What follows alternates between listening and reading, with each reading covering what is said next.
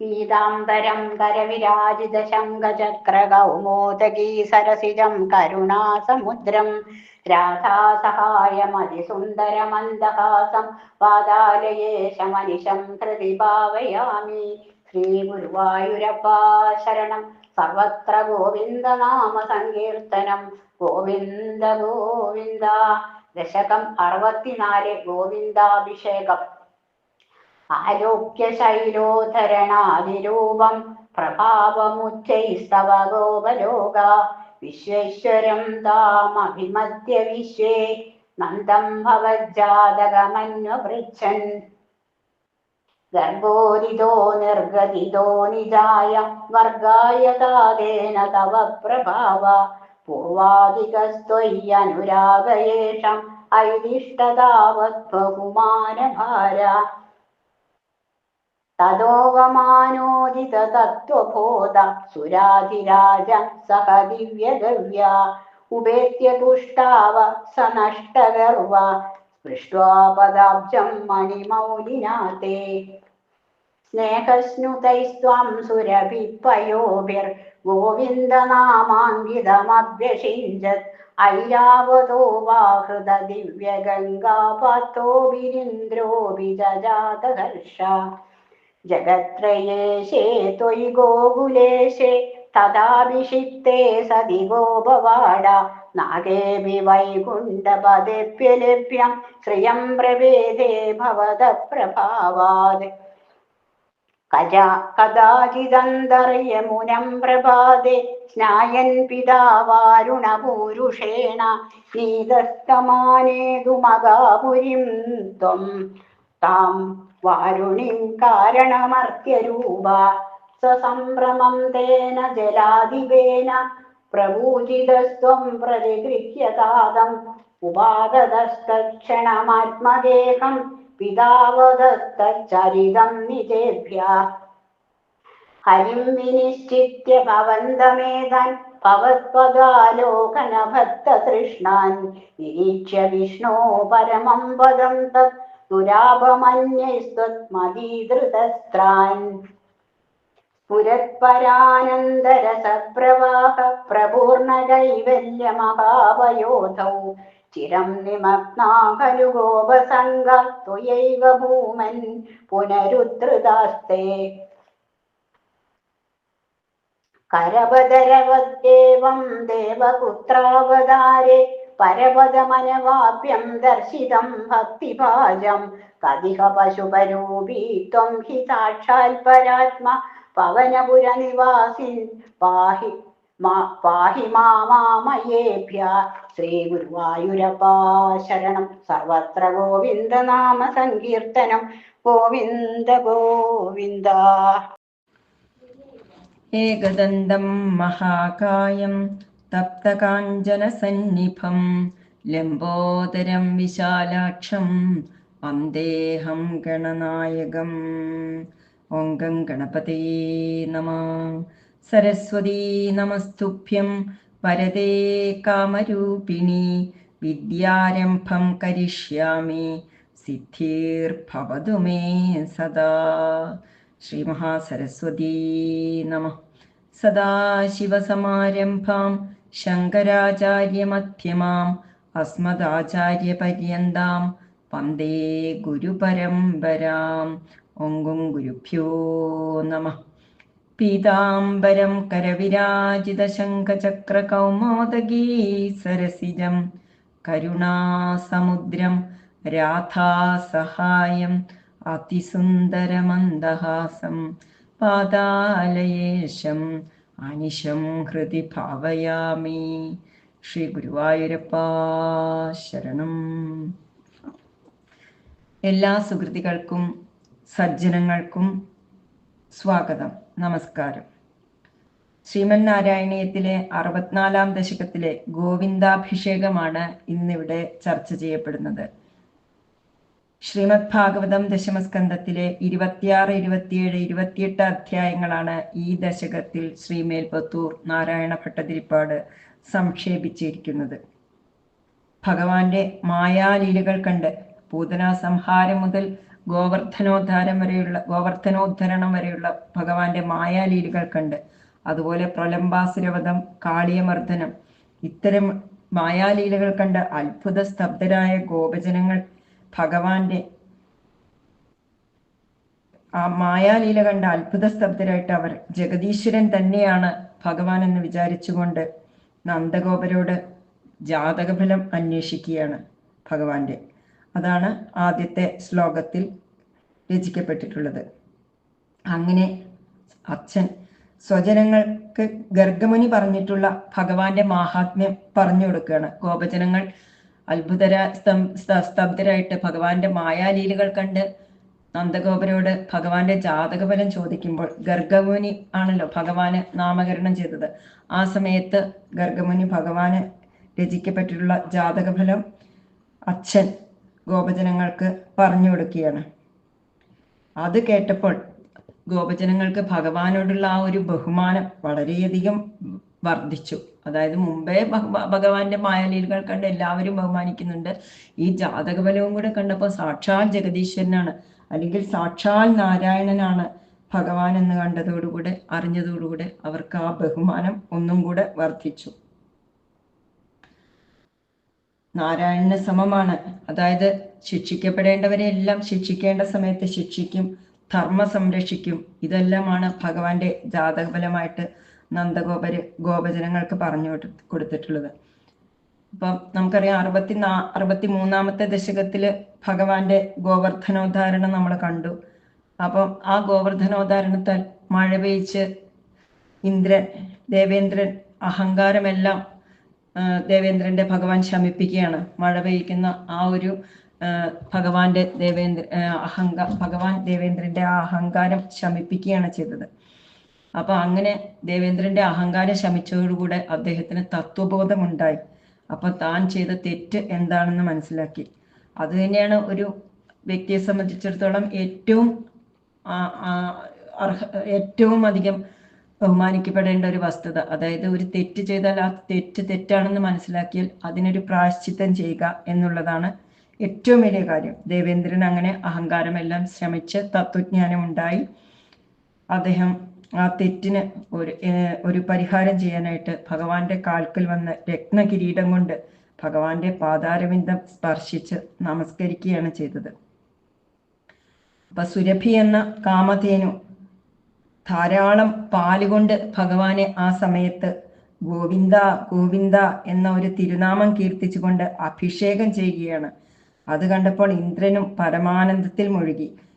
കാരണം കാമധേനു എന്തുകൊണ്ടാണ് ഇങ്ങനെ ധാരാളം പാല് കൊണ്ട് ഭഗവാനെ അഭിഷേകം ചെയ്തതെന്ന് എന്തെന്ന് വെച്ചാൽ, ഗോവർദ്ധനോദ്ധാരണ സമയത്ത് തൻ്റെ പശുക്കളെ എല്ലാം രക്ഷിച്ചത്, അതായത് തൻ്റെ കുഞ്ഞുങ്ങളായ പശുക്കളെയൊക്കെ രക്ഷിച്ചത് ഭഗവാനായതുകൊണ്ട് തന്നെ ഭഗവാനോടൊരു പുത്രവാത്സല്യമാണ് കാമധേനുവിന് ഉണ്ടായത്. അതുകൊണ്ടാണ് ഭഗവാൻ തന്നെ ഗോവിന്ദ ഗോവിന്ദ ഗോക്കളെ സംരക്ഷിക്കുന്നവനെ എന്ന് വിളിച്ച് കാമധേനു പാൽ കൊണ്ട് അഭിഷേകം ചെയ്തത്. അത് കഴിഞ്ഞപ്പോൾ പാൽ കൊണ്ട് അഭിഷേകം ചെയ്തു കഴിഞ്ഞാൽ സാധാരണ ഒരു ജലാഭിഷേകവും വേണം. അതുകൊണ്ട് തന്നെയാണ് ഐരാവതം കൊണ്ടുവന്ന ആകാശ ഗംഗാജലം കൊണ്ടാണ് സാക്ഷാൽ ദേവേന്ദ്രൻ ഭഗവാനെ അഭിഷേകം ചെയ്തത്. അപ്പൊ ആദ്യം പാലഭിഷേകം, അത് കഴിഞ്ഞാൽ ശേഷം ഒരു ജലാഭിഷേകം. ഗോവിന്ദൻ എന്നുള്ളതിന്റെ ആ ഒരു പദത്തിന്റെ അർത്ഥം തന്നെ ഇന്ദ്രിയങ്ങളെ ഉയർത്തുന്നവൻ എന്നുള്ള ആ ഒരു അർത്ഥവും കൂടെ ഈ ഗോവിന്ദൻ എന്നുള്ള ആ ഒരു നാമത്തിലുണ്ട്. സാധാരണ ഭഗവാന്റെ എല്ലാ അവതാരങ്ങളിലും ശ്രീരാമ പട്ടാഭിഷേകം പോലെയുള്ള രാജാഭിഷേകങ്ങളാണ് ഉണ്ടായത്. എന്നാൽ പക്ഷെ ഇവിടെ ഗോവിന്ദാഭിഷേകമാണ് ഈ ഒരു അവതാരത്തിൽ ഉണ്ടായത്. ഭഗവാന് വേണമെങ്കിൽ കംസവധത്തിന് ശേഷം ആ രാജ്യത്തെ രാജാവായി ചക്രവർത്തിയായി വാഴുമായിരുന്നു. പക്ഷെ ഭഗവാൻ അത് ചെയ്യാതെ അവിടെ ഉഗ്രസേനനെയാണ് രാജാവായിട്ട് വാഴിച്ചത്. അപ്പൊ ഭഗവാന്റെ ഈ ഒരു അവതാരത്തില് ഏറ്റവും രാജാഭിഷേകത്തിന് പകരം ഒരു ഗോവിന്ദാഭിഷേകമാണ് ഈ ഒരു അവതാരത്തിൽ നടന്നത്. ഇപ്പോഴും നമുക്കറിയാം ഗുരുവായൂർ ക്ഷേത്രം പോലുള്ള മഹാക്ഷേത്രങ്ങളിലും മിക്ക ഭഗവാന്റെ ക്ഷേത്രങ്ങളിലെല്ലാം പാലഭിഷേകം നടക്കുന്നുണ്ട്. ആ സമയത്ത് ഗോവിന്ദ ഗോവിന്ദ എന്നുള്ള ഒരു തിരുനാമ കീർത്തനങ്ങൾ, വളരെ പരിപാവനമായിട്ടുള്ള ആ ഒരു കീർത്തനം എല്ലാ ഭക്തജനങ്ങളും അവരുടെ നാമം, ആ ഒരു നാമം ഉച്ചരിച്ചുകൊണ്ടാണ് ഈ പാലഭിഷേകം നടക്കുന്നത്. അപ്പൊ ആ ഗോവിന്ദ പട്ടാഭിഷേകത്തിന് ശേഷം അമ്പാടിയിലെ ഐശ്വര്യം വളരെയധികം വർദ്ധിച്ചു. ഭഗവാന്റെ ജന്മശേഷം തന്നെ, അതായത് ഭഗവാന്റെ അവതാരത്തിന് ശേഷം തന്നെ അവിടെ വളരെയധികം ഐശ്വര്യമുണ്ടായിരുന്നു. ഈ ഗോവിന്ദാഭിഷേകവും കൂടെ കഴിഞ്ഞപ്പം അവിടെ ഐശ്വര്യം ഒന്നുകൂടി വർദ്ധിച്ചതായിട്ടാണ് അടുത്ത ശ്ലോകത്തിൽ പറയുന്നത്. അതായത് 3 ലോകത്തിന്റെയും നാഥനായ ഭഗവാൻ അമ്പാടിയുടെ നാഥനായിട്ട് അങ്ങയുടെ അഭിഷേകം ചെയ്യപ്പെട്ട സമയത്ത് ദിവ്യശക്തിയാൽ സ്വർഗത്തിലും സാക്ഷാൽ വൈകുണ്ഠത്തിൽ പോലും ലഭിക്കാൻ കഴിയാത്ത ഐശ്വര്യത്തെ പ്രാപിച്ചു എന്നുള്ളതാണ് 5-ാമത്തെ ശ്ലോകത്തിൽ മേൽപ്പത്തൂര് പറയുന്നത്. 3 ലോകത്തിന്റെയും നാഥനായിട്ടുള്ള ഭഗവാന്റെ ആ ഒരു ഗോവിന്ദാഭിഷേകത്തിന് ശേഷം വൈകുണ്ഠത്തിലും സ്വർഗത്തിലും ഒന്നും ലഭിക്കാൻ കഴിയാത്ത അത്രയും ഐശ്വര്യം അമ്പാടിയിലുണ്ടായി എന്നതാണ് പറയുന്നത്. അപ്പൊ അങ്ങനെ അതിനുശേഷം ധാരാളം പശുക്കൾക്ക് ധാരാളം പുല്ലും വെള്ളവും ഒക്കെ കിട്ടുന്ന സ്ഥലമായിട്ട് അമ്പാടി മാറി.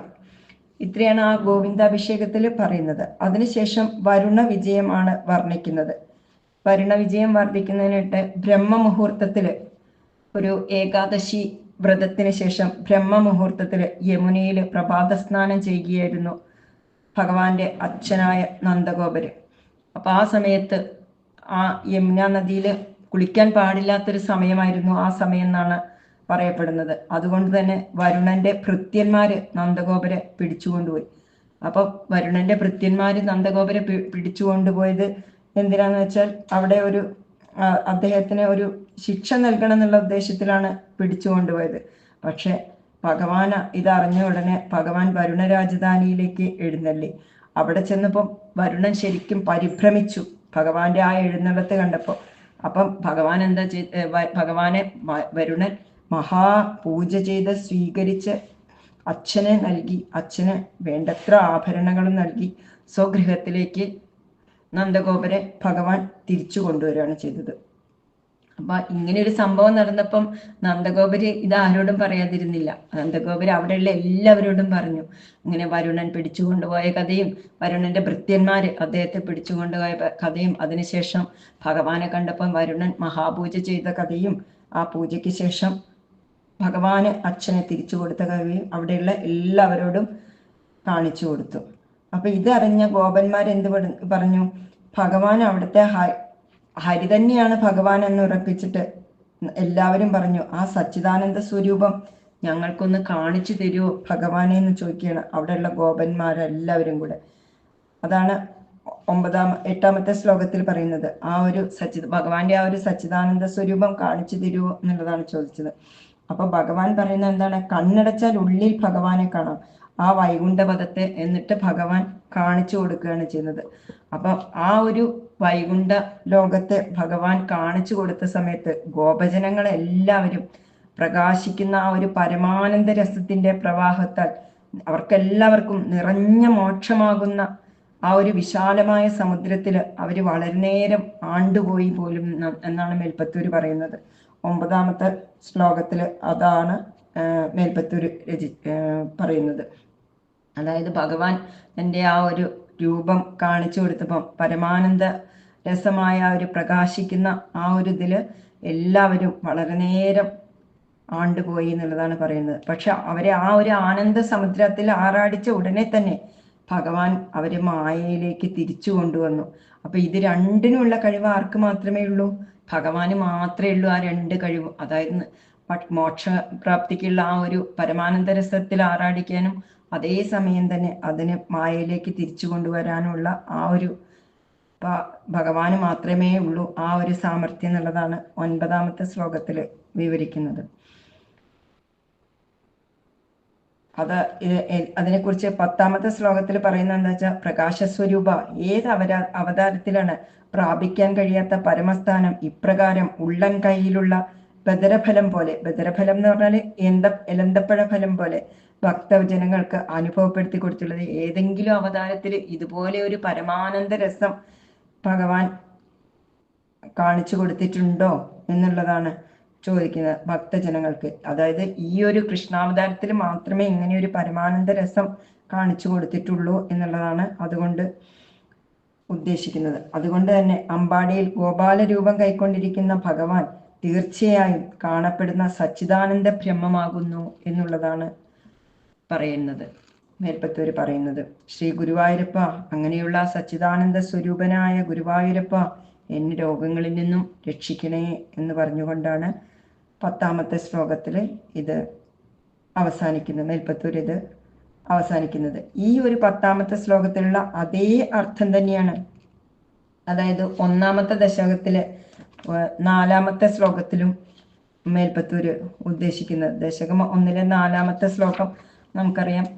നിഷ്കമ്പേ നിത്യപൂർണേ നിരവധി പരമാനന്ദ പീയൂഷരൂപേ നിർലീനാനേകമുക്താവലി സുഭഗതമേ നിർമ്മല ബ്രഹ്മസിന്ധോ കല്ലോലോല്ലാസതുല്യം ഖലു വിമലതരം സത്വമാഹുസ്തദാത്മാ കസ്മാന്നോ നിഷ്കളസ്ത്വം സകള ഇതി വചസ്ത്വത്കലാസ്വേവ ഭൂമൻ. ഈ ഒരു 4ാമത്തെ ശ്ലോകത്തിലും അതുപോലെ ഈ 64ാമത്തെ ദശകത്തിലെ 10ാമത്തെ ശ്ലോകത്തിലും ഭഗവാന്റെ ആ ഒരു സച്ചിദാനന്ദ സ്വരൂപത്തിനെയും ഭഗവാൻ സച്ചിദാനന്ദ ബ്രഹ്മമാണ് എന്നുള്ളത് തന്നെയാണ് മേൽപ്പത്തൂര് വീണ്ടും വീണ്ടും ഉറപ്പിച്ച് പറയുന്നത്. അതായത് ഗോപാലകൃഷ്ണനായ അങ്ങ് പരമാത്മാ സ്വരൂപമാണ് എന്നാണ് പറയുന്നത്. വൈകുണ്ഠം കാണിച്ചു കൊടുത്തത് ഭഗവാൻ ഈ ഒരു അവതാരത്തിൽ മാത്രമല്ലേ എന്നും ചോദിച്ചുകൊണ്ട് തൻ്റെ എല്ലാ അസുഖങ്ങളും മാറ്റിത്തരണേ എന്ന് പ്രാർത്ഥിച്ചുകൊണ്ടാണ് വളരെ പ്രശസ്തമായ ഗോവിന്ദാഭിഷേകം എന്നുള്ള ഈ ഒരു 64ാമത്തെ ദശകം മേൽപ്പത്തൂര് അവസാനിപ്പിക്കുന്നത്. ഈ ഒരു പ്രഭാഷണം ഇവിടെ സമ്പൂർണ്ണമാകുകയാണ്. ഇത് കേട്ട എല്ലാവർക്കും നന്ദിയും നമസ്കാരവും. ഹരി ഓം.